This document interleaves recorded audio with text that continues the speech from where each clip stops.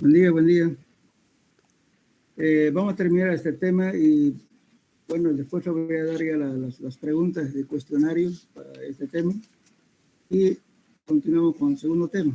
Bien, estábamos aquí. El régimen de comparación. Seguimos hablando de consolidación. Bueno, el asentamiento por consolidación, vuelvo a repetir, es un proceso muy lento que a veces no se puede notar así a simple vista, digamos. Ocurren muchos años para poder notar en algunos casos excepcionales el asentamiento es rápido, pero normalmente el asentamiento es bien lento, que por ejemplo en un edificio, un asentamiento por consolidación se puede recién notar tal vez a los 5 años o 10 años. Por eso es importante tomar en cuenta este evento, especialmente en edificaciones donde, por ejemplo, en los condominios. Cuando los condominios a veces con deuda a 20 años, imagínense que ustedes a los 5 años tengan problemas de asentamiento, se lo van a devolver sus habitaciones, ¿no? El condominio, entonces hay que tener cuidado en eso. Bien, entonces, como en este caso estamos hablando, por ejemplo, un edificio por ejemplo, en Chicago tardó 50 años en asentarse. La torre de inclinada, obviamente, tiene desde 1174, no sé, que estaba construido y sigue todavía en problemas, digamos, de asentamiento. Tiene un asentamiento diferencial a un lado, ¿no es cierto? Porque tiene inclinación. Y así hay muchas obras, digamos, ¿no es cierto?, importantes. Ha sido inclusive la consolidación un factor para que haya demolición de la estructura. Bueno, entonces vamos a hablar ahora del asentamiento, ¿no es cierto?, que fijándonos en esta gráfica, supongamos que tenemos una relación de vacíos que es sub 0, en este caso dándonos números. Lógicamente, estos son números arbitrarios, lógicamente, 0,96, digamos, de relación de vacíos, y lógicamente cuando se aplica la carga, la primera intensidad de carga, tenemos un asentamiento inicial.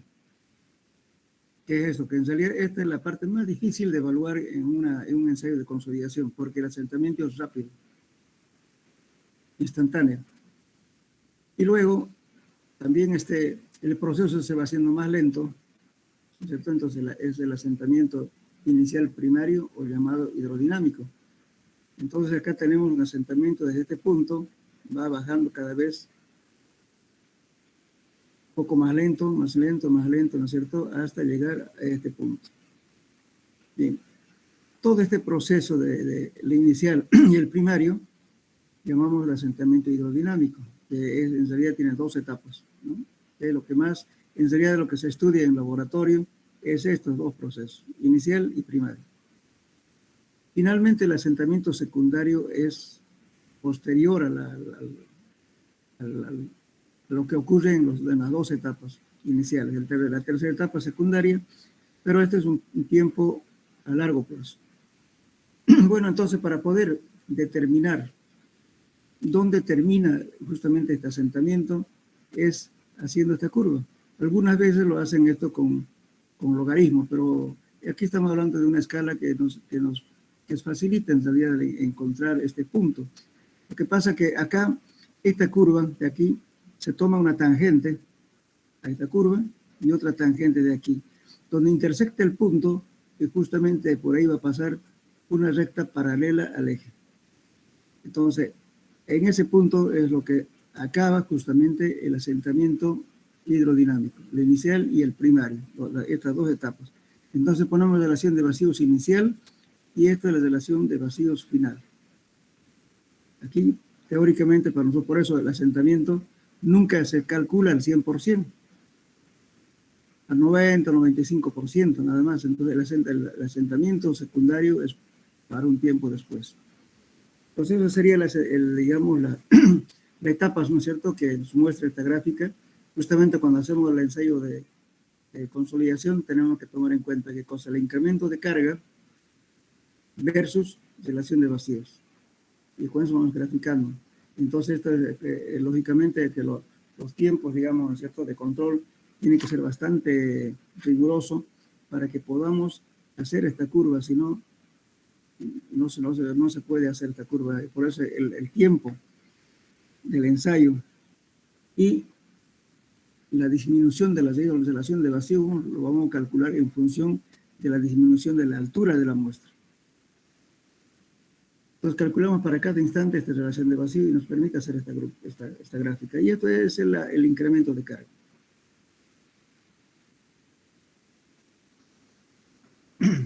Ingeniero. Disculpe, ¿a qué se refiere con hidrodinámico? Así se llama el asentamiento de las dos etapas primarias, o sea, la etapa inicial y la etapa primaria, que la llamamos donde empieza esta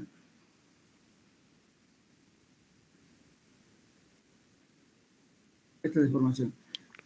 Tenemos el suelo con una relación de vacíos inicial, es un cero, ¿verdad? Y calculamos, tenemos relación de 0,96 en este caso. Aplicamos la carga, inmediatamente, ¿no es cierto? Vamos controlando el tiempo. Entonces, esta partecita que estamos llamando etapa inicial es muy difícil de evaluar, decía yo, porque instantáneamente se asiente rápido. Pero después el asentamiento es más lento. Entonces, donde le va a dar este tipo de curva. Casi todos los suelos se comportan así. Entonces, esta curva, si nosotros controlamos bien el incremento de carga versus relación de vacíos, entonces vamos a tener este tipo de curva. Y donde, lógicamente, aquí tampoco le va a decir exactamente dónde terminó, simplemente que va a depender mucho de la forma de esta curva que se obtiene en función del ensayo. Entonces aquí vamos a trazar, como les decía, a esta curva se traza una tangente, una recta, y también aquí intersecta este punto y de ahí trazamos esta paralela, esta línea anaranjada. Entonces quiere decir que ahí ya terminó el asentamiento hidrodinámico. En realidad, sí, lógicamente, ¿por qué se asienta? Justamente porque de los poros sale el agua. Todo lo que es hídrico, ¿no es cierto? Sale el agua, entonces lógicamente que hay mayor incremento de lo que se llama la presión efectiva y por tanto se va deformando el suelo. Si no saldría el agua de los poros, tampoco se asentaría el suelo. Pues justamente aquí, por eso cuando hacemos el ensayo, el edómetro, se colocan dos placas porosas para que el agua salga por arriba y salga por abajo. Entonces esto se va reduciendo de volumen. Reduce los volúmenes, lógicamente está disminuyendo la relación de vacíos. Entonces este punto de aquí, como podemos decir, casi arbitrario, porque va a depender mucho, ¿no es cierto?, de la exactitud que tracemos esta curva. De todos modos, yo le voy a hacer escanear porque es un poquito largo, para darles un modelo de ensayo de consolidación que yo hice para mis trabajos particulares en la Universidad de Cochabamba y también en La Paz. Ahora, lógicamente, ya creo que en la Gabriel René Moreno ya están haciendo ensayos de consolidación. Vamos a pedir que, a ver si los puede atender un día, por lo menos en forma demostrativa. De todos modos, yo se lo voy a pasar por el auxiliar. Le voy a pasar escaneado todo el trabajo de ensayo para que tengan ustedes como modelo. Ustedes pueden programar el asunto, por ejemplo, del control de estos valores para que dé las curvas, ¿no? Está todo el ensayo ahí, toda la gráfica que estamos viendo aquí, lo van a ver ahí en ese ejemplo numérico, real, de un suelo de Santa Cruz. Muchas gracias. Yeah. Bien. Por favor, sabe que para no estar mandando por WhatsApp, al auxiliar, seguramente ustedes ya tienen conexión dándole su correo electrónico, entonces es fácil hacerle escanear y se lo manda a su correo y se lo envía a ustedes al correo de ustedes, para no estar sacando por WhatsApp. Pueden imprimirlo. Solamente que voy a abordar de qué trabajo, de qué específico, porque pasa que cuando uno le encarga algún trabajo no se puede dar sin autorización del quien le paga. Por eso yo voy a abordar simplemente el nombre del lugar de trabajo, nada más. Pero el ensayo está completo. Bien.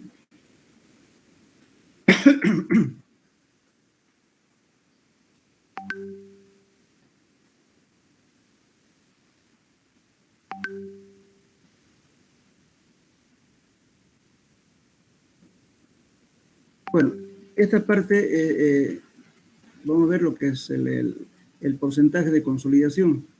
Se determina también por el porcentaje de consolidación, generalmente, lo vuelvo a repetir, hasta 90%.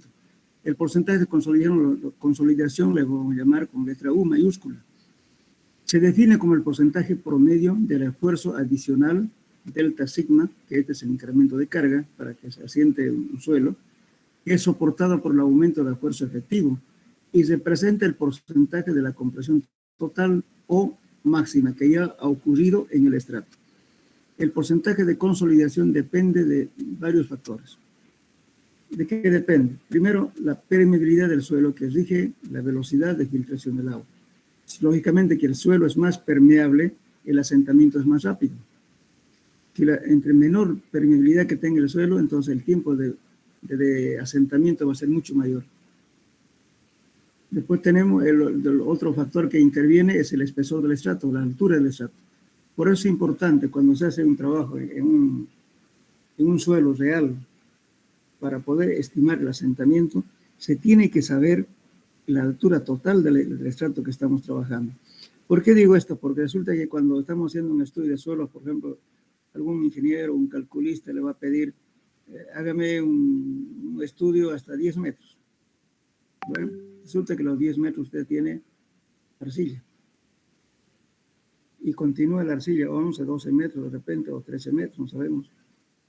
Pero resulta que como le están pagando solamente 10 metros, y hay mucha gente que deja medias. Entonces eso no se debe dejar así. Sino hay que atravesar el estrato sí o sí para poder estimar el asentamiento por la incidencia de las presiones de la edificación que se está haciendo encima de ese suelo. No es conveniente dejarlo, si no, no vamos a poder calcular nada, porque nos está pidiendo la altura total del estrato que está en estudio.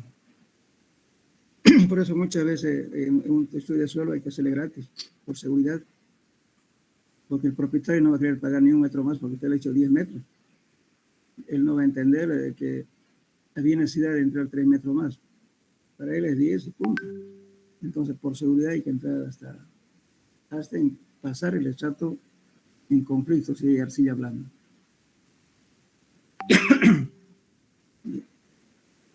Bueno, entonces, el espesor del estrato, que influye tanto en el volumen de agua que debe filtrarse por la distancia que debe atravesar, y el gradiente hidráulico. ¿Cuál es el gradiente hidráulico? Lógicamente nos da la H1 menos H2 sobre, o sea, la altura, que es la diferencia de alturas. Cuando estamos hablando de energía de mayor presión a otra de menor presión, entonces estamos llamando, ¿cierto?, la pérdida de carga. Para que haya movimiento de una partícula de agua tiene que haber pérdida de carga. Entonces de ahí la diferencia, ¿no es cierto?, de presiones, de presión 1 menos presión 2, que lo podemos expresar justamente en alturas. Entonces estamos hablando de H1 menos H2, dividido entre la longitud que recorre la partícula de agua. Eso nos da la gradiente hidráulica. Bien. Después el número de fronteras permeables. Es decir, estas son, lógicamente, si tenemos una arcilla al medio de 2 estratos de arena, entonces los estratos permeables son 2. Pero si hubiera un caso, supongamos arriba hay arena y abajo hay roca, entonces solamente va a tener una cara permeable, nada más. El número de fronteras va a ser 1.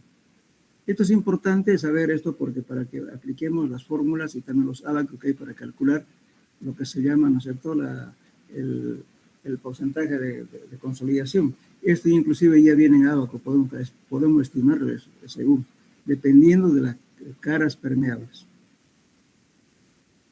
Bien. Entonces, en realidad, este porcentaje de consolidación U que le estamos llamando, está en función de ¿qué? Del tiempo de consolidación, relación de vacíos, coeficiente de permeabilidad del suelo, la altura del estrato, las caras permeables. Esta relación de H dividido entre N, el número de caras permeables, se llama altura efectiva. Está elevado al cuadrado. Cuando estamos hablando de gamma W, estamos hablando del peso específico real del suelo. Pero sin embargo, no va a variar mucho si le ponemos 1. No nos compliquemos con eso.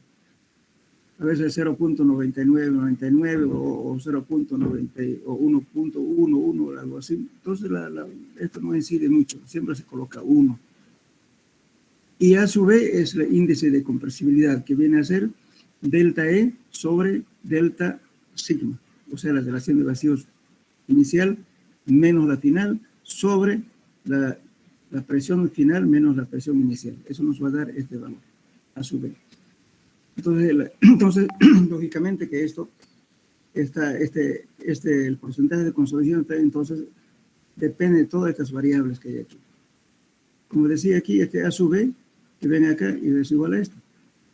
Es un delta E sobre delta sigma primo, que viene a ser E inicial, perdón, claro, menos E inicial menos E final sobre el incremento de presión final menos el incremento de presión inicial. Eso nos da este valor. Bien. Luego, a todo esto de acá lo llamamos el término T mayúscula que está viendo aquí, se llama factor tiempo, que es una relación adimensional que se llama factor tiempo y se define como esta expresión de aquí. Entonces, U, por eso decía aquí, es función de T, pero T mayúscula es esto. Todo esto lo llamamos factor tiempo.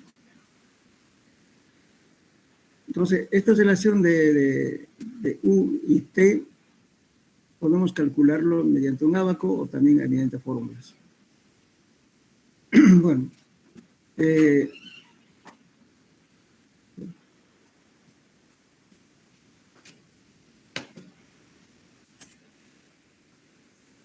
Bueno, entonces la relación del porcentaje de consolidación y el factor tiempo se expresa en una función matemática que es independiente de las características del suelo o de la magnitud de la compresión.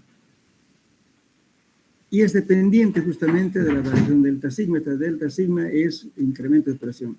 Ahora, este delta sigma, ¿no es cierto? Lógicamente hay que tomar en cuenta, ¿no es cierto?, el peso propio del suelo más el incremento de las presiones del edificio en este caso, ¿no? Hay que tomar en cuenta eso. ¿Cuánto aumenta? Por ejemplo, si cargamos con un edificio, ¿cuánto más va a influir esa presión?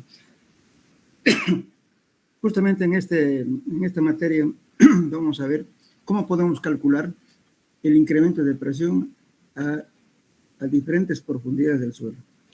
Aplicando varios métodos para varios casos, vamos a aprender a calcular justamente la incidencia de la presión sobre ese estrato. Puede ser que esté a 3 metros, 4 metros, 5 metros, 10 metros.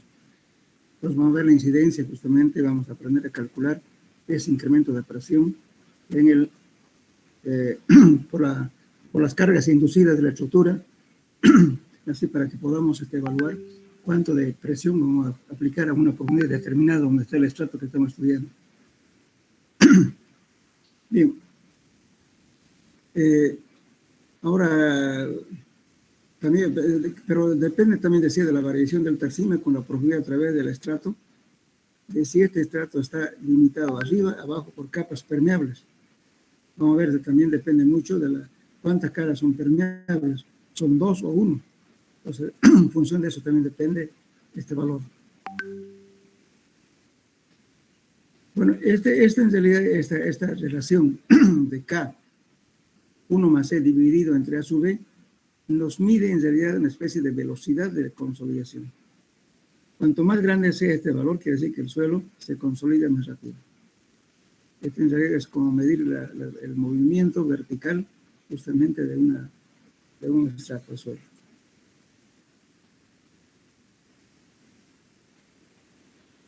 Bueno, ahora para poder evaluar ese factor tiempo, este ábaco nos ayuda a hacer esto. Este ábaco es válido cuando las dos caras son permeables, para ese caso. Por ejemplo, supongamos, yo voy a calcular, voy a decir, a ver, quiero calcular el tiempo de consolidación, el tiempo que va a ocurrir el 50% o 60% de consolidación. Me doy yo ahorita arbitrariamente qué va a ocurrir. Entonces, yo quiero analizar, por ejemplo, ¿no es cierto? Entonces, quiero saber cuánto va a ser mi se puede también decir, bueno, ¿en qué tiempo se va a ocurrir el 50% de consolidación? Entonces agarro el porcentaje de consolidación, voy a poner aquí 50. Esto me va a permitir calcular el factor tiempo para eso. Entonces este es 0,2. Entonces la fórmula que estamos viendo anteriormente, T vale 0,2. Y de ahí ese despejo, ¿no es cierto? Y me va a permitir ya calcular el tiempo. Voy a despejar porque conozco la permeabilidad, conozco la relación de vacíos, conozco el incremento de carga, todo eso son datos, y simplemente despejar el T minúsculo que está en la fórmula anterior. En esta. De esto voy a sacar ese valor, porque este T, este C, este U, ya lo tuve. Fíjense aquí. Aquí es lo que estamos diciendo, que el porcentaje de consolidación depende de esto. Entonces yo estoy encontrando este valor de aquí. Para el 50% fue 0,2. Ya tengo este dato 0,2.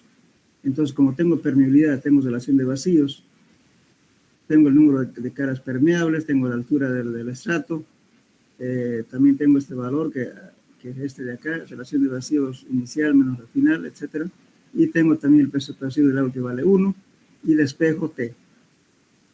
Me va a dar directamente el tiempo de consolidación para el porcentaje de 50%. Puedo calcular 60, 70, lo que quiera. Entonces, ese abaco me favorece calcular eso, me simplifica el cálculo. Pero repito, es solamente para cuando las caras son permeables de ambos lados. Bueno, también tenemos otros valores que nos puede permitir calcular. Por ejemplo, C sub B. El C sub B se llama coeficiente de consolidación. Entonces, en realidad dice las características de un suelo que exige su velocidad de consolidación se puede expresar por el coeficiente de consolidación, que es lo que vimos anteriormente en una formulita. Expliqué que eso era la velocidad, expresar el coeficiente de consolidación, que en realidad es como calcular la velocidad con la cual se va a producir esa deformación.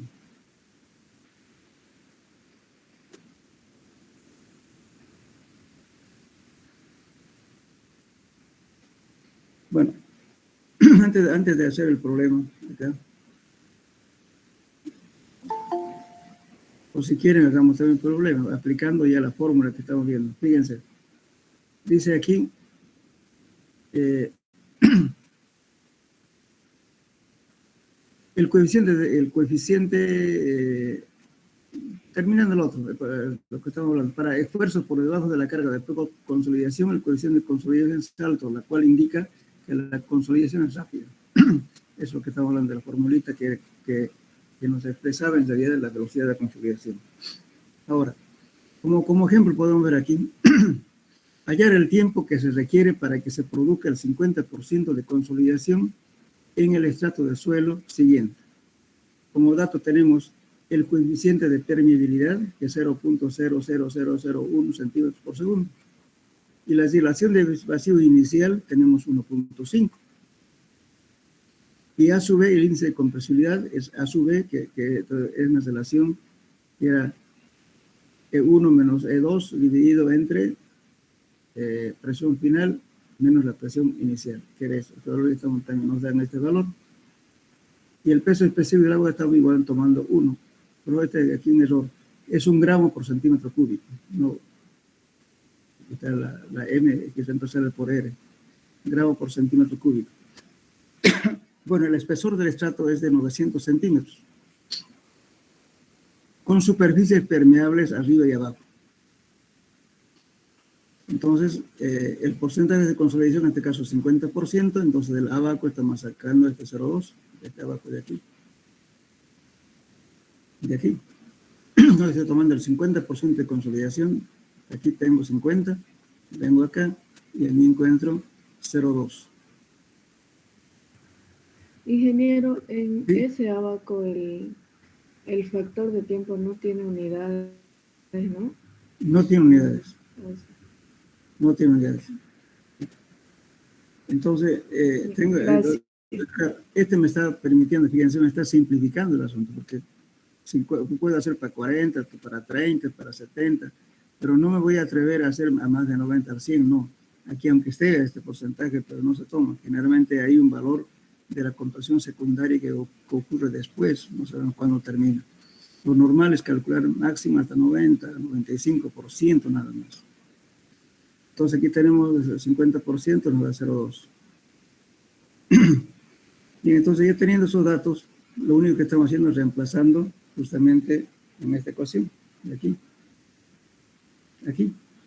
Este tengo 0,2, el 50%, ¿no es cierto? El T 0,2. Y de ahí estoy despejando T. Tengo todos estos datos ya conocidos. Lógicamente hay que tener cuidado en poner las mismas unidades, ¿no? Entonces, en este caso, la altura es 900 centímetros, entonces tendrán que poner todo en centímetros. N es 2. ¿Por qué? Porque dice que las dos caras son permeables, entonces N sobre 2. Todo eso está elevado al cuadrado. ¿Listo? Entonces, a su vez, que en realidad aquí hay un error también, este es minúscula. Este a su vez es este de aquí, por favor. A su vez minúscula, aquí. Hay algún errorcito, por eso no lo publiqué en mi libro, porque no he tenido tiempo de hacer pequeñas correcciones.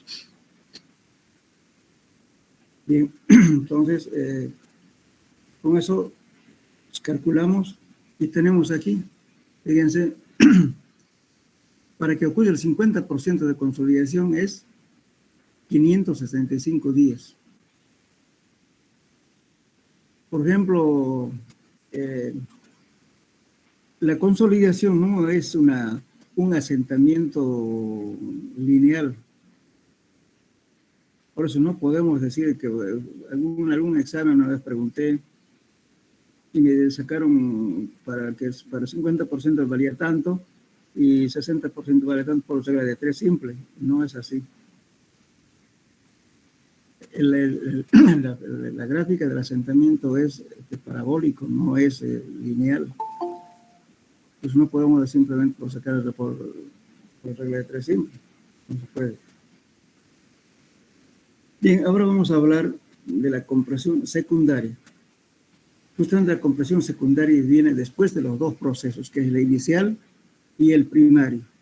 Ahí terminó nuestro ensayo hidrodinámico. Ahora viene la compresión secundaria para un tiempo después, ¿no? Por ejemplo, la compresión secundaria, bueno, hasta ahora no se sabe por qué ocurre eso. Dice, por ejemplo, después que el exceso de presión hidrostática se ha disipado, la compresión no cesa, sino que continúa muy lentamente, en proporción siempre decreciente por tiempo indefinido. Esta es la compresión secundaria, que parece ser el resultado de un reajuste plástico de los granos del suelo a los nuevos esfuerzos, o de la fractura progresiva de las ligaduras entre los granos y posiblemente de la fractura progresiva de las mismas partículas. La compresión secundaria se puede apreciar en un gráfico de asentamiento como función logaritmo tiempo, figura 99, ahorita vamos a ver. La compresión secundaria se presenta como una línea recta con pendiente hacia abajo o en algunos casos una línea recta seguida por líneas recta pendiente y líneas recta pendiente. Bien, aquí lo vemos esto. Fíjense. Podemos, lo que les mostraba hace rato era en una escala natural. Esta escala, en cambio aquí está en escala logarítmica. El otro estaba en escala normal, ¿verdad? No estaba en logarítmica. Entonces, aquí esta es una gráfica semilogarítmica, porque a la relación de vacío estaban poniendo una escala logarítmica. Pero ¿por qué lo hacen esto? Justamente para poder determinar con mayor con facilidad, digamos, ¿no es cierto?, dónde termina el asentamiento secundario. Entonces, si ustedes sacan la gráfica anterior, que era esta, fíjense.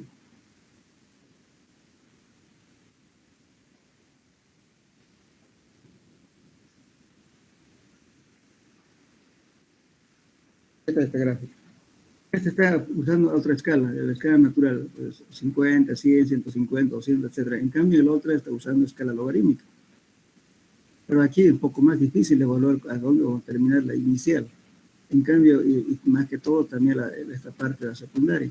Entonces, para eso se utiliza justamente la escala logarítmica, acá en este eje. Y por tanto, los puntos son más acentuados, fíjense.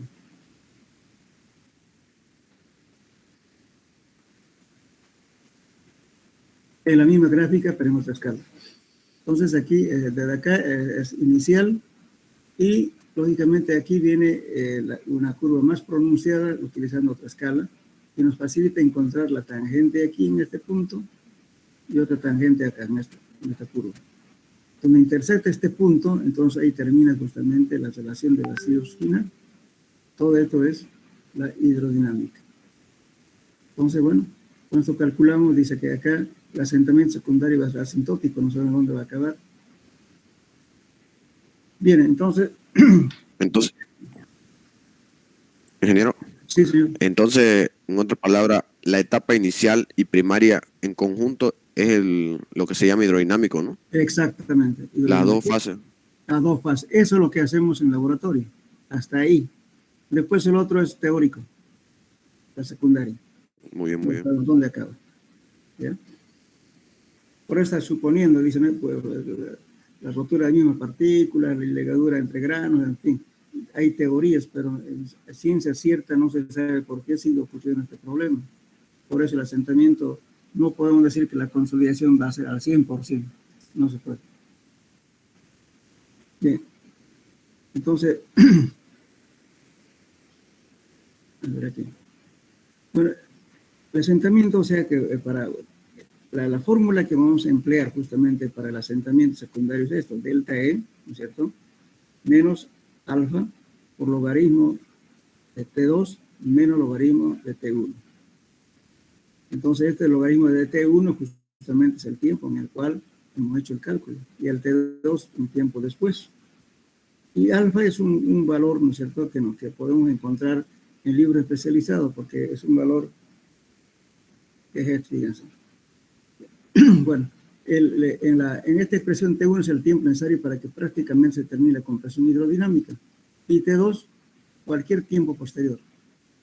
Entonces en esta expresión se ignora la compresión secundaria que se produce durante la fase hidrodinámica, pero el error probablemente no es grave, entonces estamos aceptando algunas teorías. El valor alfa es coeficiente que expresa el régimen de compresión secundaria. Con el coeficiente de compresión secundaria C sub alfa se puede expresar los mismos términos en el porcentaje de asentamiento, ¿no?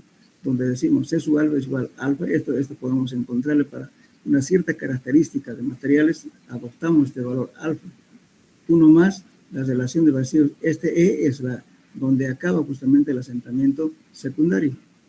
Entonces aquí sacamos delta H sobre H, ¿cierto? Que este delta H va a ser el asentamiento posterior. Entonces aquí despejando esta fórmula, va a ser delta H, va a ser igual a todo este valor, al menos C sub alfa por logaritmo de 10 de T2 sobre T1. T2 es el tiempo después que adoptamos arbitrariamente. Puede ser que sea 50 años, 60 años, no sé cuánto. Y T1 es el asentamiento donde terminó la parte hidrodinámica. Este tiempo lo vamos a reconocer. Este H es la altura total del estrato. Entonces aquí multiplicamos por eso y vamos a calcular este asentamiento secundario. Es más teórico. Claro que en definitiva ya no incide mucho tampoco en el efecto, digamos, la estructura, ¿no? Porque el asentamiento tan mínimo que no tiene mucha relevancia, digamos. Entonces, pero más que todo el asentamiento secundario es algo teórico. La compresión secundaria es con frecuencia irregular y solo se puede aproximar burdamente, ¿ven? O sea, una aproximación a una línea recta en el gráfico del logaritmo de tiempo. Por lo tanto, los estimados de la compresión secundaria rara vez son exactos. Como ven, es teórico. Bien, entonces, representación de los datos del régimen de tiempo. Las tres fases del régimen de tiempo dependen del nivel del esfuerzo. Es por tanto conveniente expresar las tres fases como funciones de esfuerzo final. Entonces, lógicamente que el asentamiento también va a ocurrir también dependiendo, ¿no es cierto?, de la cantidad de carga que pongamos. Si tengamos una carga muy grande, lógicamente también va a incidir en la velocidad de consolidación. Por eso en algunos suelos, por ejemplo, cuando son granulares o limo arenosos, existe la consolidación, pero en el transcurso de que vamos cargando la estructura ya se va deformando. Entonces rápido, ¿por qué? Porque la permeabilidad del suelo es alta. Pero en cambio, si es arcilla, ¿no es cierto? Cuanto más fino sean los granos del suelo, entonces la permeabilidad es más bajo. Y por tanto, el asentamiento de consolidación, la etapa hidrodinámica va a ser más largo.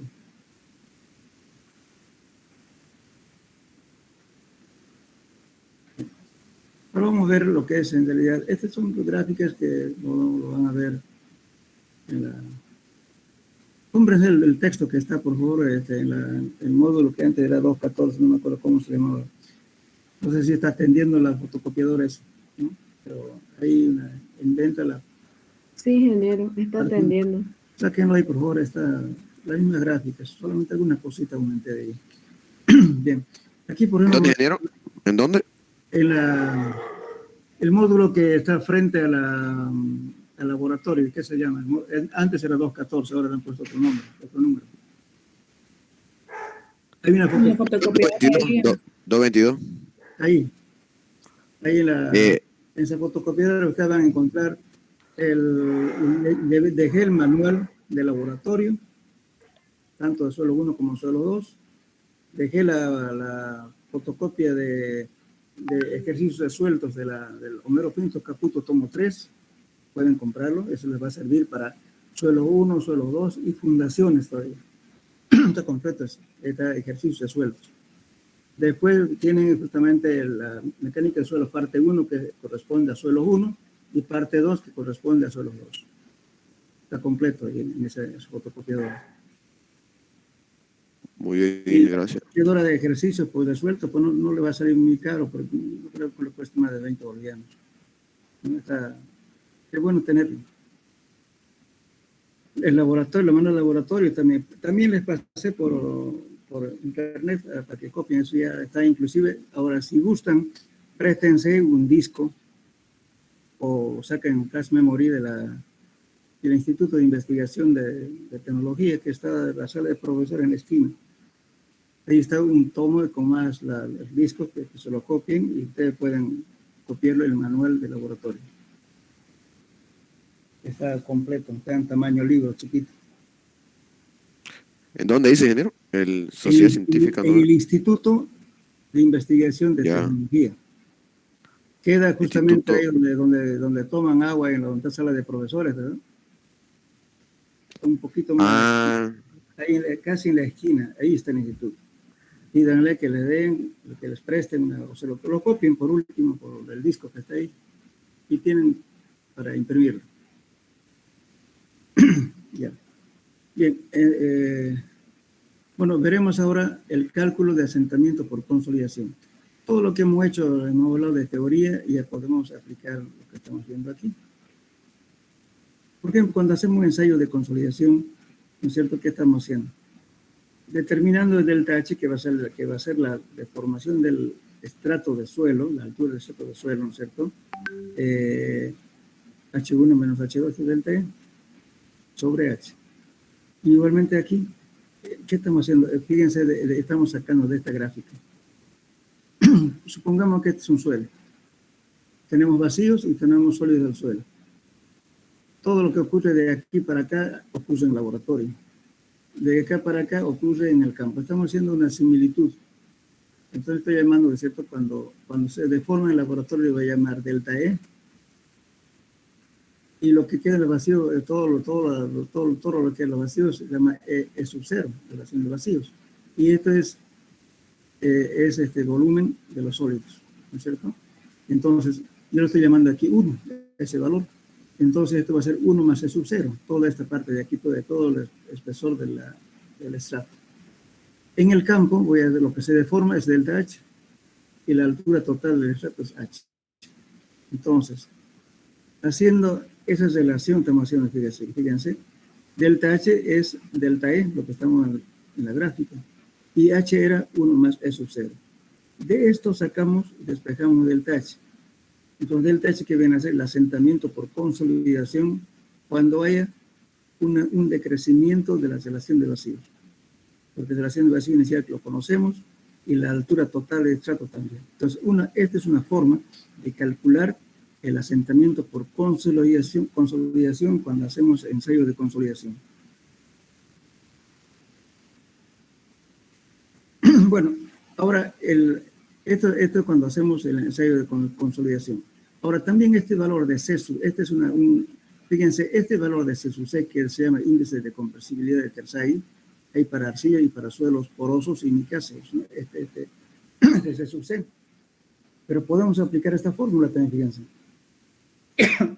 Esto es lo más, o sea, lo que más se aplica, al menos en forma práctica, en nuestro medio.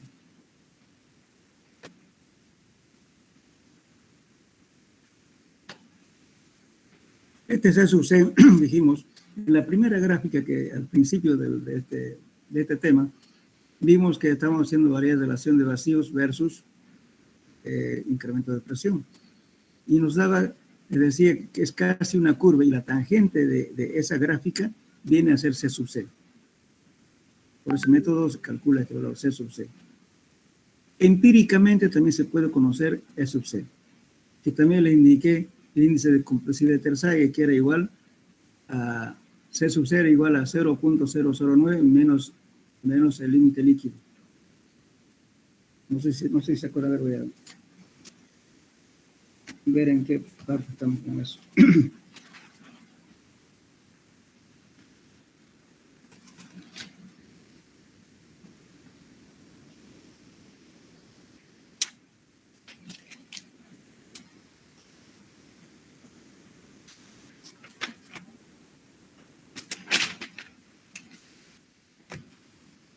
No era 0,009. ¿Sí? Exactamente, esa es la fórmula. Entonces no hay que confundir, lógicamente ese se llama 0.09. Era 0,009 multiplicado por el límite líquido menos 10. Ese llega a ser el índice de compresibilidad de las arcillas. Sí, sí, y también hay para suelos micáceos y porosos, ¿no? Para rocas porosas, que es igual a C sub C 0.75 por E, que es la relación de vacíos, menos A. O sea, pues A se toma 0.2 o hasta 0.8, ¿verdad? Dependiendo del tipo de material. Pero en nuestro caso vamos a tomar C sub C. Entonces, esta es una fórmula empírica. Pero lo que hay que tener cuidado aquí es para hacer justamente el límite líquido, tiene que estar bien hecho.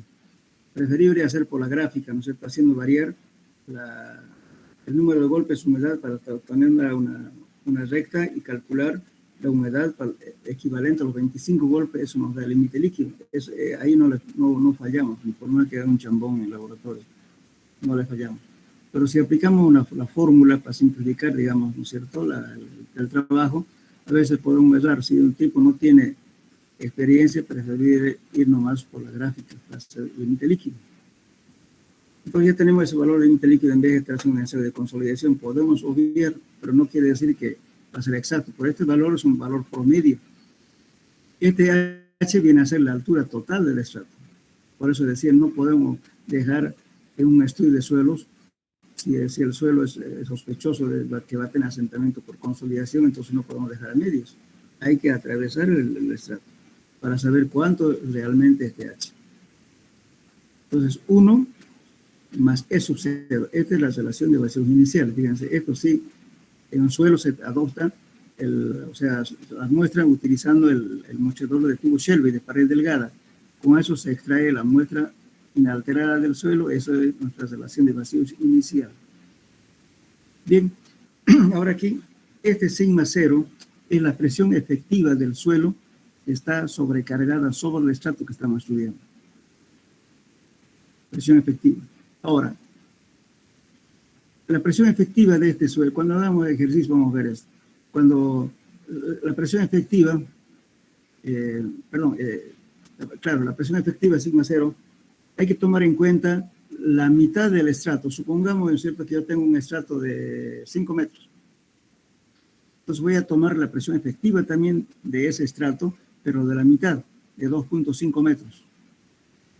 Entonces va a ser todo el espeso, digamos, de la arena, lo que hubiera sobre el estrato de arcilla, ¿no?, más la presión efectiva de la mitad del estrato de arcilla que estamos estudiando.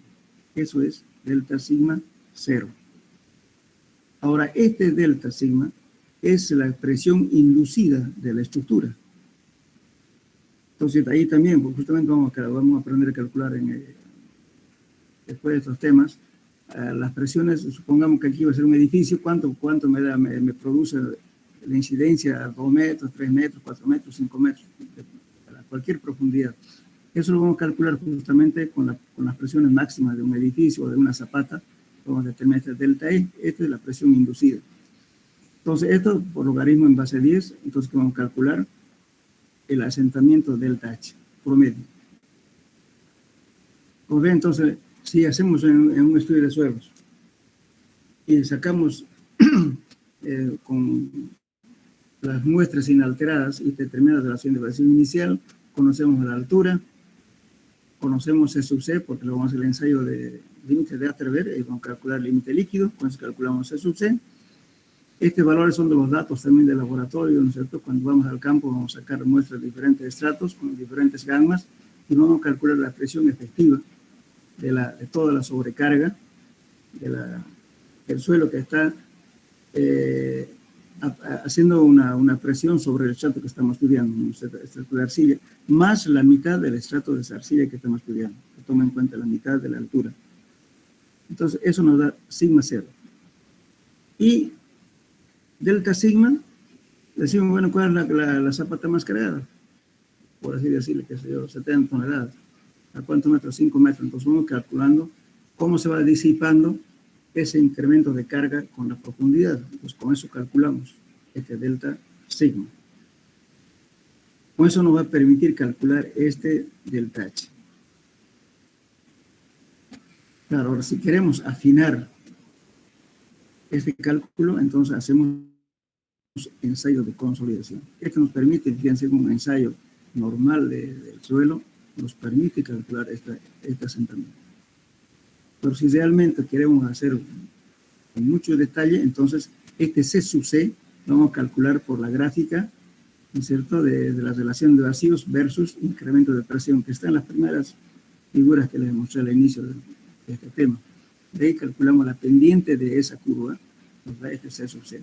En realidad es casi una recta esa pendiente que le va a dar. Entonces se toma como si fuera una recta. Entonces la tangente de esa recta nos va a dar justamente este valor C sub C. O si no, utilizamos que hacemos así sin hacer ensayo de consolidación. Para estimar el asentamiento podemos usar el límite líquido que hacemos en el laboratorio, pero bien hecho. Bueno, también entonces esta es una fórmula bastante aplicable, ¿no es cierto?, en nuestro medio, y es rápido, nos permite estimar un asentamiento, pero no nos está diciendo en qué tiempo, eso sí.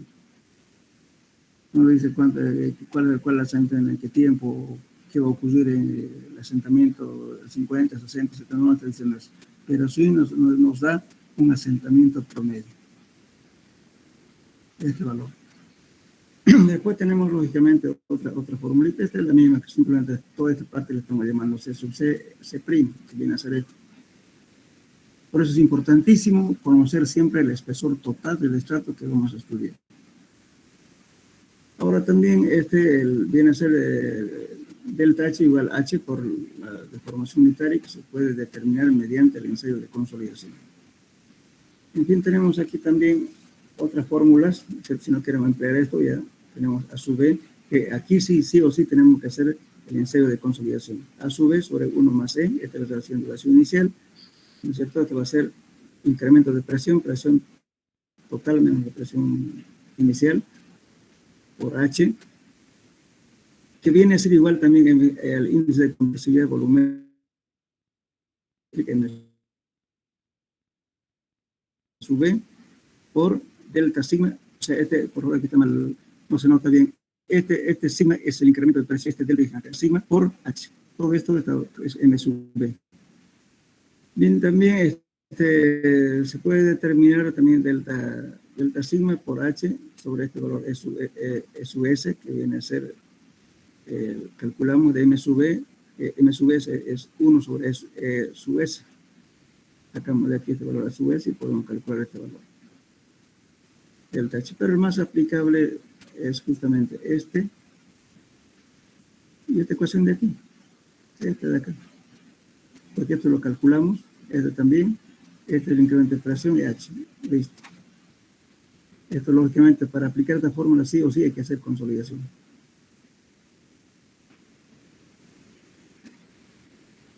Bueno, eso sería entonces cuando la aplicación en realidad de todo lo que hemos hablado, vamos a llegar a esto. ¿Qué queremos determinar? Asentamiento y consolidación por consolidación. ¿Cuánto es? En cuestiones, lógicamente, aquí mucho depende del criterio del ingeniero, pero que tengan criterios, ¿no? Justamente hoy en el día, ¿no?, se está pasando muy por alto algunas cosas, debe ser por la crisis económica. La gente está reacia a pagar. Están pidiendo estudios de suelo de 2 metros, de 3 metros, parece una burla, ¿no? Cuando me piden eso no lo hago. Porque ¿qué información podemos dar? Imagínense una estructura que tenga 5 pisos. Y voy a presentar un estudio de suelo solamente porque 2 metros. ¿Y cuál es el argumento? Dice que el plan regulador les admite, aunque sea 2 metros. Eso no puede ser. Entonces debe haber algún personaje ahí que no sabe de mecánica de suelo. Entonces esa información es insuficiente. Y después cuando hay problemas, ¿qué ocurre? Le van a decir, bueno, el problema es suelos. Bueno, ¿quién le hizo el estudio de suelos? Tal persona. Entonces van a decir, bueno, ¿y por qué usted no recomendó que esto era insuficiente para tal y tal? Y le toman por irresponsable. Y en parte tiene la culpa, ¿no? Porque debería haber aclarado o en el informe colocar que eso se está haciendo a responsabilidad exclusiva del contratante. Para que después no se limpien la mano y digan, no, que él me ha hecho estudio, bueno, ¿por qué no me recomendó? Entonces hay mucha gente que maneja el dinero, especialmente los comerciantes, a veces no conocen por el tema, no le culpemos tampoco, pero sí cuidan su dinero. Entonces, pero hay que tratar de convencerles justamente, no convencerles, sino hablarles claro qué es lo que perseguimos en un trabajo, qué es lo que estamos haciendo, cuidando su espalda de ellos mismos. Sus intereses, imagínense que vendan un condominio después que se asiente y lo van a devolver, pues los adjudicatarios, decir la vivienda, ¿no? Porque les deben crédito o al banco, no sé. Y el banco te asegura el banco, pero el seguro también va a buscar culpables. Por eso hay que cuidarse mucho en este tipo de estructuras, hay que tener mucho cuidado. Bien, no sé si hay preguntas al respecto de este tema.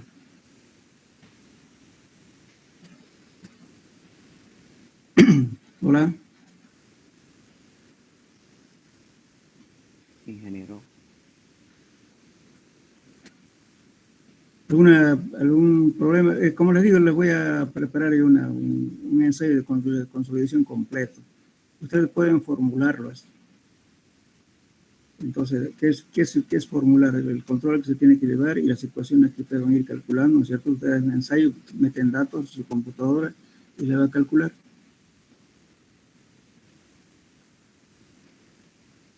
Bien.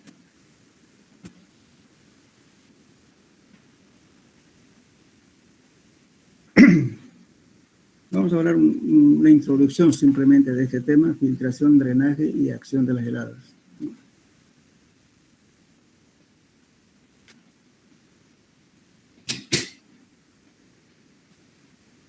Bueno, cuando hablamos bueno, lógicamente que cuando hablamos especialmente de las heladas, de repente en nuestra región no hay heladas, pero sin embargo, posiblemente alguna vez construyan, por ejemplo, qué sé yo, edificaciones frigoríficos, por ejemplo, ¿no es cierto?, donde hay permanentemente frío, y el frío a veces se va transmitiendo hacia el interior del suelo. Entonces, lógicamente que la humedad del agua congelado produce un cambio de volumen en los suelos. Y por consiguiente puede haber deformaciones en el piso, puede haber deformaciones en las paredes, en fin, causa problemas, lo que se llama el congelamiento del suelo. Entonces, lo que hay que controlar justamente estas condiciones de heladas, ¿no es cierto? Hay que ver normalmente cómo mitigar los efectos que puede ocurrir cuando hay congelamiento de suelos. O sea, la helada no solamente influye en estructuras de viviendas, edificios, también en carreteras. La carretera cuando tienen una cierta humedad y luego se congela, lógicamente hay cambio de volumen, entonces por consiguiente daña el pavimento. Entonces es bastante problemático, digamos, cuando hay heladas. Por eso, inclusive, en el método de clasificación de suelos por el método de FAA, considera justamente las heladas. Dice, helada severa, sin helada. ¿Qué es helada severa? Por ejemplo, dice cuando el espesor de la helada, ¿no es cierto?, congeló el agua en el suelo a una altura mayor que el pavimento, se considera heladas severas. Es menor, entonces, la helada no es significativa, pero cuando es mayor, sí, entonces hay cambio de volumen y causa problemas en las estructuras. Bueno, en cuanto a la existencia del agua, ¿no es cierto?, es un problema serio. En realidad, mecánica de suelo, ¿qué trata de solucionar? Problemas causados justamente por la fase hídrica, tanto en excavaciones, en evacuación de aguas, lagunas de tratamiento de aguas servidas, todo eso, las obras, ¿no es cierto?, que hay que hacer, justamente estamos hablando con problemas de agua. Entonces, en el agua hay varios factores que podemos hablar, por ejemplo, de la supresión, los empujes del agua de abajo hacia arriba, o socavación, o erosión. Todos son causas, ¿no es cierto?, que es lo que produce el agua. Entonces, lógicamente, el control de estos eventos, ¿no es cierto?, de lo que hablamos, de la erosión, de socavación, de supresión, después de filtración, de infiltración también, porque hay dos cosas importantes cuando se habla, ¿no es cierto? A ver, les voy a preguntar, ¿qué significa filtrar? ¿Cuál es la diferencia entre filtración y la otra es infiltración? ¿Cuál es la diferencia?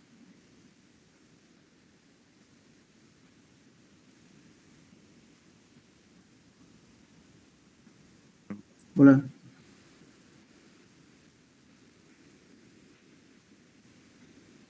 Filtración no sería el agua que recorre desde la superficie e infiltración el agua que se encuentra debajo de la tierra. Una idea. ¿Otra vez? ¿Alguien más? ¿Una opinión?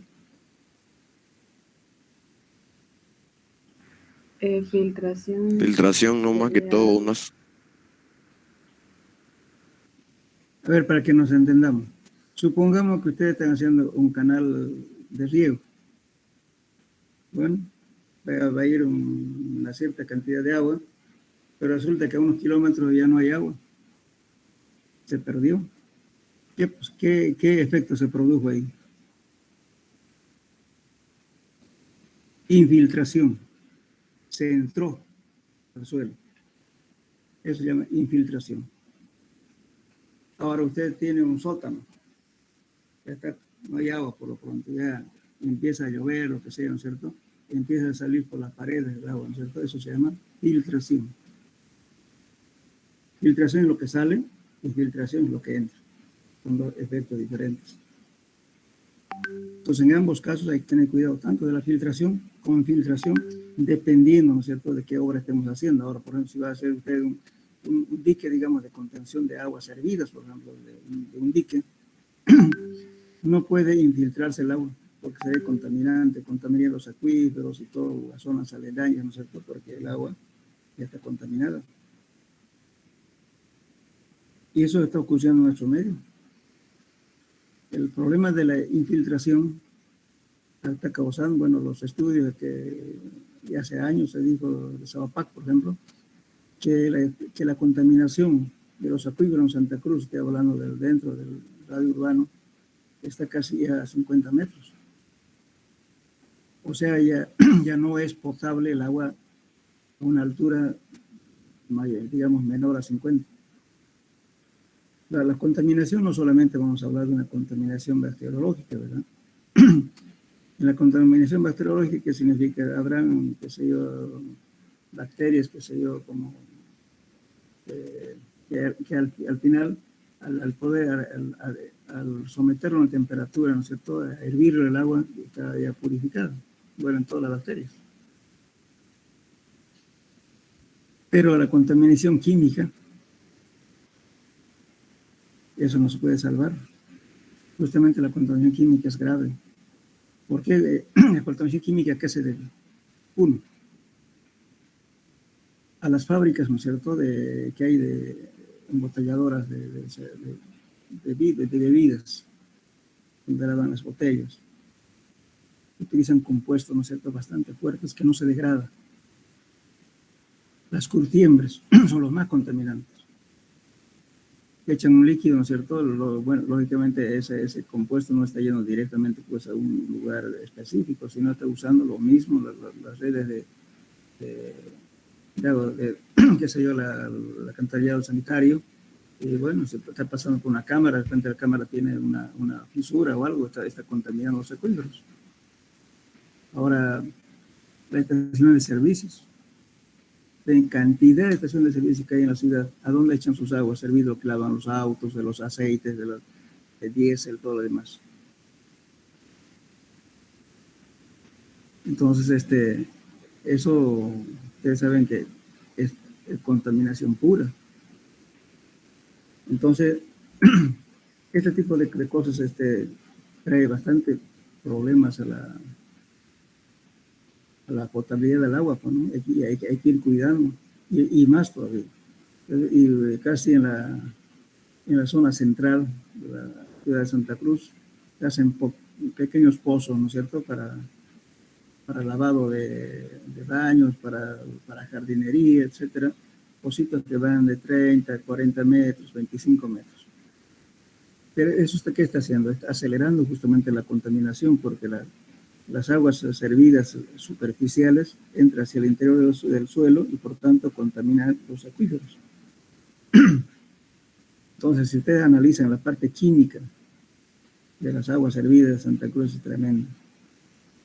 Ahora, lógicamente, Sabapac hace un tratamiento bacteriológico, ¿verdad? De todo ese proceso aeróbico y anaeróbico. O sea, todos los residuos sólidos, ¿no es cierto?, de las aguas, de los residuos de las viviendas, los baños, qué sé yo. ¿A dónde va a parar? Una laguna de oxidación. Esa laguna de oxidación, lógicamente, hay bacterias. ¿Ustedes llevaron ya sanitarias, por si acaso? Sí, correcto. Bueno, ¿cuáles son las bacterias anaeróbicas y aeróbicas? Las anaeróbicas no necesitan oxígeno y las aeróbicas sí necesitan oxígeno para Exacto. degradar. Es el proceso que va en una laguna, ¿verdad? Primero, ¿qué hacen? Todo lo que es digamos, los residuos orgánicos es consumido por las bacterias aeróbicas. Y abajo están esperando los anaeróbicos, ¿verdad? Entonces, hasta ahí bien. Pero, ¿qué ocurre con la contaminación química? El aceite tiene plomo, tiene un montón de elementos, ¿no es cierto?, que no se degradan. Como le digo, los detergentes, ¿cómo se llama esos los productos que estoy usando, que utilizan para lavado de botellas, de todo eso, se utilizan químicos. Entonces los químicos no se degradan en un año. A veces ocurren 50 años, 100 años. Toda esa agua, bueno, resulta que ya después de hacer un proceso bacteriológico, pero se le echa el agua ya residual a los ríos. Y los ríos se encargan de llevar agua contaminada. Ese es el proceso que hacemos, ¿no? como contaminando, no estamos fijándonos en la contaminación química. Si tuviéramos que ver eso, lógicamente que la gente no cumple, pues, ¿no? Porque todo lo que es, por ejemplo, de residuos contaminantes, como ser de la estación de servicio, de las embotelladoras, de todas cosas, deberían tener un tratamiento especial, no por el mismo sistema de alcantarillado sanitario. Entonces, aquí, y encima, ¿qué más estamos haciendo? Acelerando la contaminación. Santa Cruz tiene acuíferos intercalados, ¿no es cierto?, de estratos que son granulares y arcillosos, pero tienen agua hasta una profundidad de 200 metros, por ejemplo. Por eso, en cambio, a mayor profundidad hay menos agua, pero sin embargo se perforan 400 metros de profundidad para sacar agua. ¿Para qué? Para acelerar la contaminación. Así le pongamos un sello, lo que sea, siempre va a entrar la contaminación hacia adentro de los acuíferos. Pero lo que debería hacerse primeramente, ¿no es cierto?, de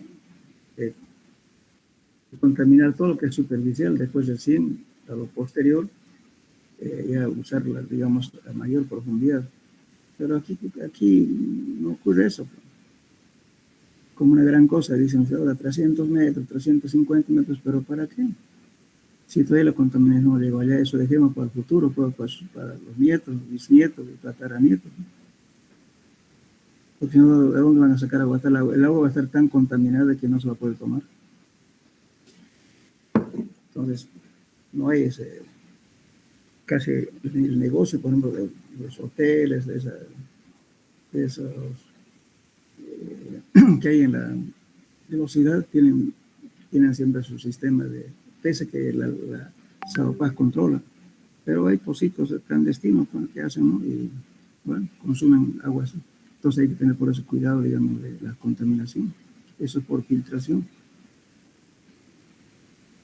Bien, entonces todo es un proceso, ¿verdad?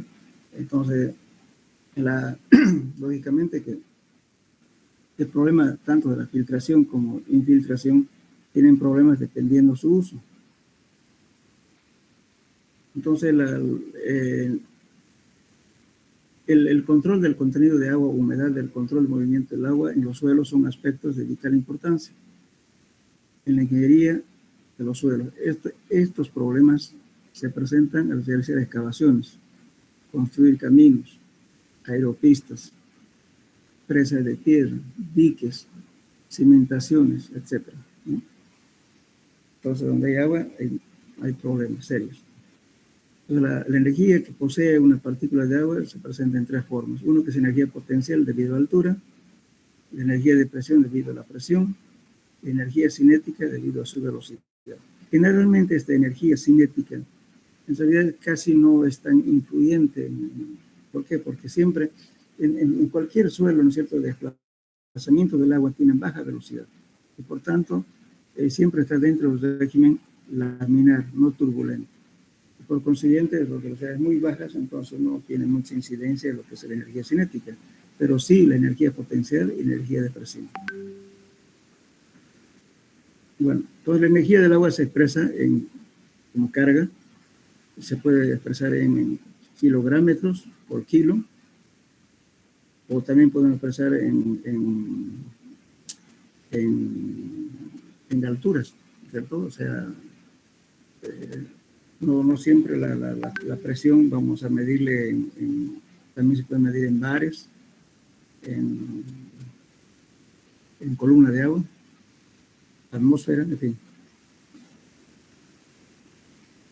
Bueno, ahora, la altura que asciende el agua se llama nivel pesométrico, o superficie presométrica o freática.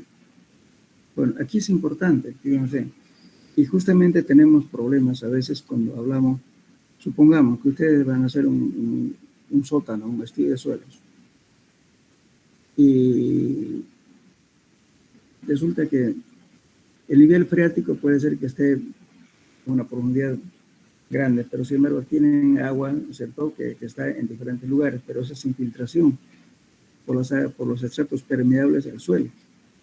Entonces resulta que el nivel freático, usted le van a decir, bueno, hay nivel freático a 5 metros, ustedes van a acabar a 4, en supuesto casos en los sótanos.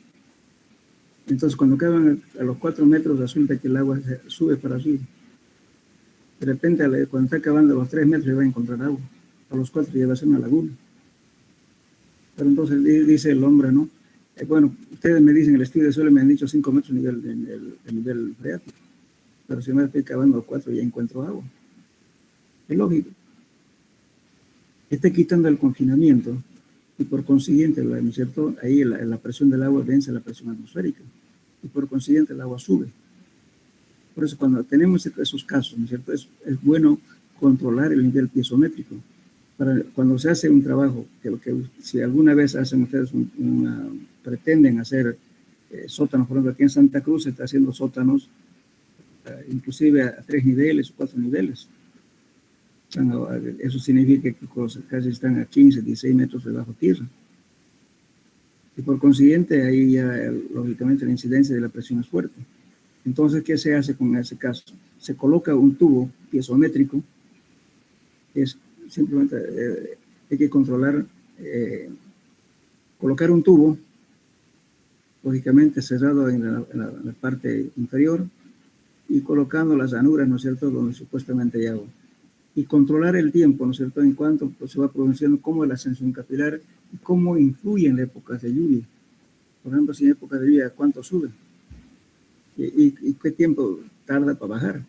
Esa incidencia de fluctuaciones de niveles de agua es importante cuando se hacen tipo de obras con sótanos. A veces hay tanta agua que no va a poder controlar. Entonces, rara vez en los trabajos en Santa Cruz, ahora se siguen algunos edificios que han tenido este problema, después de estar excavando, recién han colocado los tubos piezométricos para estudiarlo, cómo es la influencia de los niveles. Aparte de eso, no solamente incide en que le va a molestar el agua en la construcción, sino aparece lo que se llama la supresión. Y la supresión, que nos estamos adelantando un poco al tema. La supresión es la presión del agua. En realidad, si usted tiene, digamos, un sótano, que se yo, pongamos 20 por 20, por así decir, cualquier valor. Bueno, usted lo puso una losa ahí, 20 por 20. Pero resulta que el nivel de agua subió. Entonces, ¿qué aparece? Las presiones del agua en esa área de 20 por 20 aparece todo el empuje del agua de abajo hacia arriba. Y tiene una componente, una resultante que es E, o cualquier letra que podemos llamarle, una carga puntual al medio. Y eso trata de que si la presión de arriba es menor, lo va a levantar. Por eso los tanques enterrados, después de una lluvia, a veces aparecen arriba. ¿Por qué? Porque el empuje ha sido grande. En las piscinas vacías, después de una lluvia, aparecen rajadas. Es así la presión justamente de empuje, de la supresión. Porque el empuje después de una lluvia intensa, el nivel de agua subió arriba y aparece un empuje de la base de la piscina.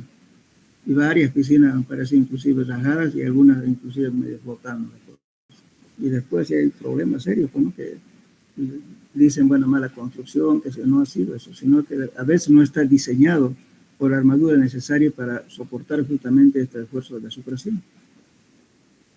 Hay varios que tienen piscina entrando en juicio con los constructores, pero en realidad no es tanto sino que ha sido un falta de cuidado, inclusive hasta el momento de hacer el cálculo, porque debía considerar ese efecto de supresión, para que no se lo raje su losa. Algunos edificios, después de estar haciendo ya un sótano de 3, 4 niveles abajo, han hecho pilotes para anclar el efecto de la supresión. Es un problema de agua que es bastante difícil de solucionar, y eso siempre se debe considerar antes de ejecutar la obra y planificar bien. Entonces, lógicamente, la mecánica de suelo trata de solucionar algunos problemas, ¿no es cierto?, para poder evitar este tipo de cosas que puede ocurrir en la etapa constructiva.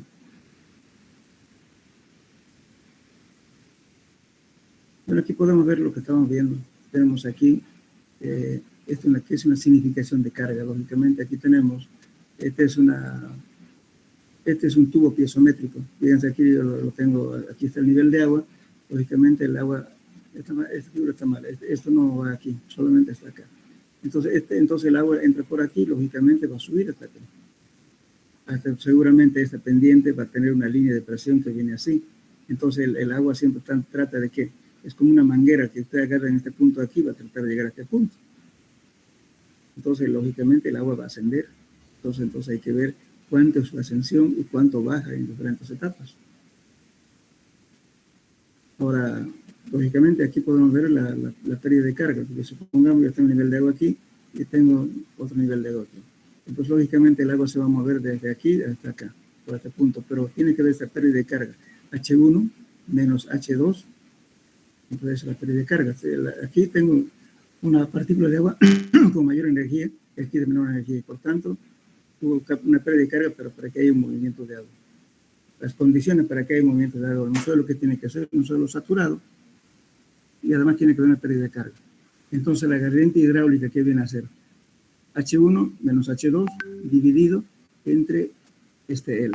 Esa es la gradiente hidráulica. Entonces, con eso calculamos la gradiente hidráulica. Cuanto mayor va a ser, digamos, ¿no es cierto?, la diferencia de alturas, obviamente la gradiente hidráulica es mayor. Bueno,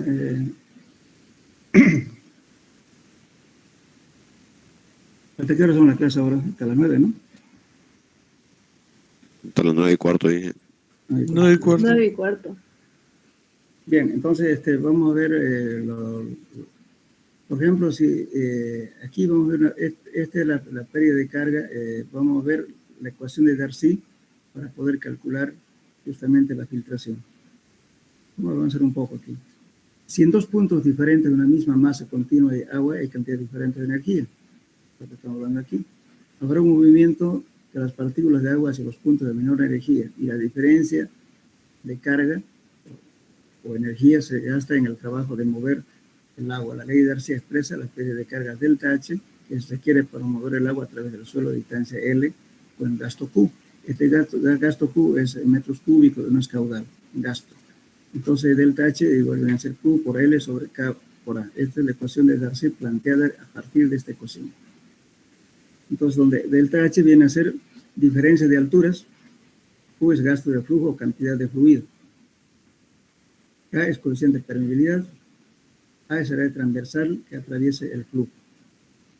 Entonces, justamente para determinar la pérdida de agua, vamos a utilizar justamente la ecuación de Darcy. Entonces,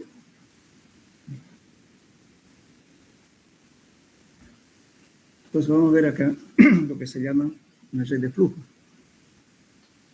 Vamos a suponer que aquí tenemos acá una barrera, hemos hecho una excavación y clavamos una tabla estaca.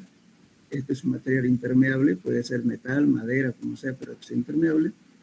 Y aquí tenemos un nivel de agua, y aquí tenemos un nivel de agua. Bueno, entonces, si yo tengo una partícula de agua con mayor energía, ¿no es cierto?, potencial, entonces lógicamente el agua va a recorrer de este punto a este punto. Siempre va a tener, y además siempre tratando de recorrer la menor distancia posible. A estas líneas le llamamos líneas de flujo. Bien, ahora, si a estas líneas de flujo lo intersectamos con estas líneas son líneas equipotenciales. Entonces, el conjunto de las líneas equipotenciales y las líneas de flujo forman una red de flujo. Entonces, aquí le vemos bien. Las diferentes cantidades de energía o carga pueden representar en la figura por líneas equipotenciales, que son líneas en las cuales todos los puntos tienen igual carga. Esas son energías potenciales. En cambio, líneas de flujo son el recorrido que hace la partícula de agua de un punto a otro. Esas son líneas de flujo. Y las líneas equipotenciales, repito, son líneas en las cuales todos los puntos tienen igual carga. Las líneas equipotenciales son como curvas de nivel de igual energía, las líneas de flujo se cortan en ángulo recto. O sea, siempre decimos, ¿no es cierto? Estamos tratando de que para formar esta red de flujo, tratamos de que hay que entre la línea de flujo y la línea de potenciales tengan un ángulo recto, 90 grados. Y tratamos siempre después vamos a ver eso, de que en esta red, este canal de flujo sea un cuadrado. Eso para permitir un cálculo que vamos a ver posteriormente. Bien, entonces, ya que el agua se mueve de los niveles de mayor energía a los de menor energía, siendo los caminos de gradientes de máxima energía. Entonces aquí estamos en el esquema de las líneas de flujo y equipotenciales, que decía más rato, se forman y se denominan red de flujo. Y es un instrumento muy útil para la solución de los problemas de filtración de agua. Entonces, lógicamente, la ecuación de Laplace, por ejemplo, nos hace una serie de familia de curvas que nos permite calcular las filtraciones, pero en terrenos homogéneos. Pero no siempre tenemos terrenos homogéneos, ¿verdad? A veces hay terrenos que son estratificados, entonces ahí podemos utilizar otros sistemas para poder calcular justamente la pérdida de agua por filtración. Aquí, por ejemplo, vamos a hablar aquí, deducción matemática de la red de flujo. Esta es una ecuación de Laplace. La deducción de la expresión matemática de la red de flujo está basada en que el suelo está saturado, primera condición, porque para que haya un flujo de agua tiene que el suelo tiene que estar totalmente saturado, si no, no hubiera flujo. Además, el volumen del agua permanece constante durante el flujo. El coeficiente de permeabilidad es el mismo en todos los puntos. Estamos idealizando el suelo, no siempre va a ser así, ¿verdad? Hay parte que puede estar más compacto, menos compacto, entonces el flujo no es lo mismo. Pero aquí estamos poniendo la hipótesis de que la permeabilidad es lo mismo en todos los puntos y en cualquier dirección. La ecuación básica de flujo, según la ley de Darcy, se descompone en dos componentes, X y Y. Entonces, la pérdida de carga tenemos que hacer esto y delta H sobre delta L, el diferencial de H sobre el diferencial de L. Muy bien. Entonces, lo que plantea el Laplace es una familia de curvas, ¿no? Hace esta operación. La velocidad de filtración es la cantidad de flujo o gasto dividida entre el área de flujo. Velocidad es Q sobre A. Entonces tenemos velocidad en sentido X y en sentido Y. Replanteamos la ecuación, que es igual a ser, ¿cierto? El flujo a través de un elemento pequeño de suelo tiene las dimensiones de X, de Y, y uno se muestra en la figura 90. Bueno, pero ya lo viste anteriormente. 94. Entonces tenemos aquí entrada y salida del flujo, de delta X más delta Y. Entonces, esta ecuación, aquí un ratito, por favor. No. Aquí, esta ecuación es, eso es que diferencial de X con respecto a E de X por Y más la Y. Esta ecuación 188, bien, aquí no se movió. La siguiente ecuación 188. Bien, toda esta ecuación, ¿no es cierto?, lo que hace es lo igualamos a cero. Entonces, y se sustituye las velocidades en su ecuación respectiva, tenemos ecuación. Que esta ecuación de acá se conoce como la ecuación de Laplace. Pero esta ecuación es válida solamente para suelos totalmente homogéneos, no para suelos heterogéneos ni tampoco estratificados. Entonces, esta es la ecuación física matemática de Laplace que indica la pérdida de energía en un medio resistivo. Esta ecuación representa dos grupos de líneas, cada una de las cuales contiene un número infinito de curvas paralelas, los cuales se intersectan en ángulo recto. Porque lo que hablamos de la línea de flujo que hemos dicho anteriormente, entonces que todo dice que hay que ser un cuadrado y que todos sean intersectados en ángulo recto entre la línea de flujo y las líneas equipotenciales. Como ya vimos en la ecuación 93, las líneas equipotenciales forman un grupo y las líneas de flujo otro, y el conjunto forman el de flujo. Pero esto es válido. Ahora, la persona que quiera, esto más que todo se aplica, ¿para qué casos? Para modelos hidráulicos, ¿no es cierto?, en terrenos homogéneos, por ejemplo, para represas. En las represas de tierra o presas de tierra, generalmente se utiliza suelos homogéneos, ¿cierto? En una arcilla homogénea, no está estratificada. Entonces ahí se aplica este método para hacer modelos. Y también donde hay filtraciones de agua, por ejemplo, en excavaciones de tierras, si el terreno es homogéneo se puede aplicar este método. Y como un tema de esta aplicación, justamente hay una tesis antigua, ¿sí?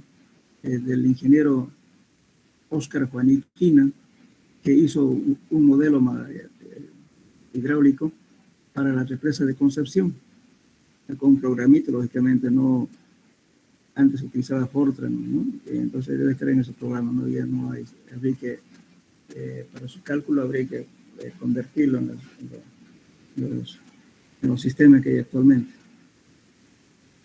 Bien, entonces, eso es solamente aplicable para un suelo homogéneo, ¿no es cierto? Ideal. Entonces, dice, bueno, entonces,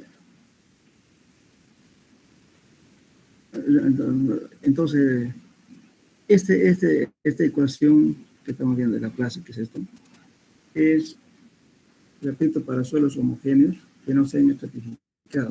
Entonces se aplica esto para excavaciones en suelos que no varíen estratos o en diques. Pueden simular cuánto va a ser la filtración con esto. Repito, ¿no es cierto? En esa tesis hay un modelo que ustedes, como ya tienen ustedes, creo, laboratorio de hidráulica, de repente les puede servir para simular este valor, porque no lo desempolvan en esa tesis y estamos hablando de un lugar que es conocido, la presa de Concepción. Bien. Ahora, si en caso no va este sistema donde el suelo es variable, entonces aplicamos el método de Forchheimer. Este método. Bueno, este lo vamos a dejar para la próxima clase, por favor, porque es el método que más se aplica en la práctica, este método de Forchheimer. Paso a paso vamos a ir a la próxima clase. Bien.